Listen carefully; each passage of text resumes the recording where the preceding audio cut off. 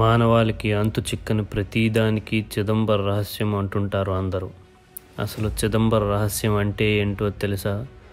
వేల సంవత్సరాల క్రితం నిర్మితమైన ఈ దేవాలయం మనిషి శరీరంలోని అనేక వ్యవస్థలకు నిలువటద్దమని నిరూపితమై ఇతర దేశ శాస్త్రవేత్తలను సైతం ఆశ్చర్యానికి గురిచేసింది. చిదంబరం తమిళనాడులోని కడలూరు జిల్లాలోని ఒక పుణ్యక్షేత్రం. చెన్నైకి 240 కిలోమీటర్ల దూరంలో దక్షిణ దిశగా ఉంది.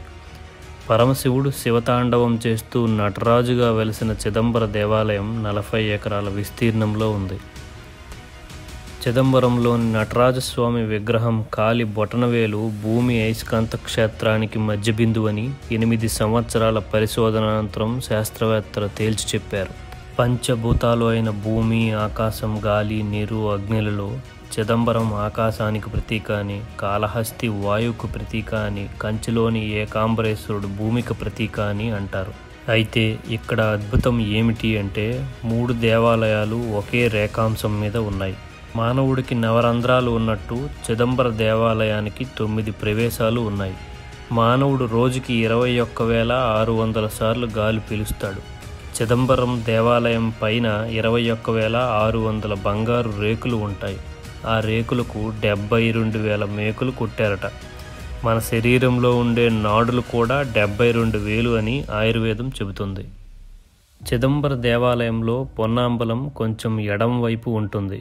అది మన హృదయస్థానం. అక్కడికి వెళ్ళటానికి పంచాక్షరి పడి ఎక్కాలి. అది నమః శివాయ పంచాక్షరిని సూచిస్తుంది. ఇక రూపం లేని దైవ సాన్నిధ్యం అనే 3 స్వరూపాల్లో స్వామి ఇక్కడ దర్శనం ఇస్తారు. ఆ 3వ స్వరూపమే చిదంబర రహస్యం. గర్భాలయం వెనక భాగంలో ఒక చక్రం ఉంటుంది. దానికి ముందు బంగారు బిల్వ పత్రాలు వేలాడుతూ ఉంటాయి. అయితే అవి కనిపించకుండా ఒక తెర ఉంటుంది. దర్శనం కోసం వచ్చే వారికి అర్చకులు ఆ తెరను నామమాత్రంగా తొలగించి చూపిస్తారు. ఆ ప్రదేశాన్నే శివోహం భవ అంటారు. శివ అంటే దైవం, అహం అంటే మనం. ఏ రూపం లేకుండా అజ్ఞానాన్ని తొలగించుకుంటూ దైవ సాన్నిధ్యం అనుభవించడమే ఈ క్షేత్రం యొక్క ప్రాముఖ్యత. అదే చిదంబర రహస్యం.